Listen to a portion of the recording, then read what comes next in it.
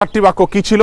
সুবহানাল্লাহি ওয়া বিহামদিহি আদাদা খালকিহি ওয়া রিদা নাফসিহি ওয়া জিনাতা আরশিহি ওয়া মিদাদা কালিমাতিহি। আবারও বলছি, সুবহানাল্লাহি ওয়া বিহামদিহি আদাদা খালকিহি ওয়া রিদা নাফসিহি ওয়া জিনাতা আরশিহি ওয়া মিদাদা কালিমাতিহি। যার অর্থ হলো সুবহানাল্লাহি ওয়া বিহামদিহি আদাদা খালকিহি, অর্থাৎ আমি আল্লাহর প্রশংসা মাখা পবিত্রতা জ্ঞাপন করছি তার যত সৃষ্টি আছে সেই সৃষ্টির সংখ্যার সমপরিমাণে, ওয়া রিদা নাফসিহি, যে পরিমাণ প্রশংসা এবং পবিত্রতা জ্ঞাপন করলে আল্লাহ তাআলা সন্তুষ্ট হবেন সেই পরিমাণে তার প্রশংসা মাখা পবিত্রতা জ্ঞাপন করছি, ওয়াজিনাতে আরশি, তার আরশের ওজন সময় পরিমাণে, ওয়ামিদাদা কালিমাতিহি, এবং আল্লাহর প্রশংসা এবং গুণকীর্তনের জন্য যত পরিমাণ বাক্য ব্যবহার করতে হবে তার সংখ্যার সমপরিমাণে আল্লাহর প্রশংসা মাখা পবিত্রতা জ্ঞাপন করছি।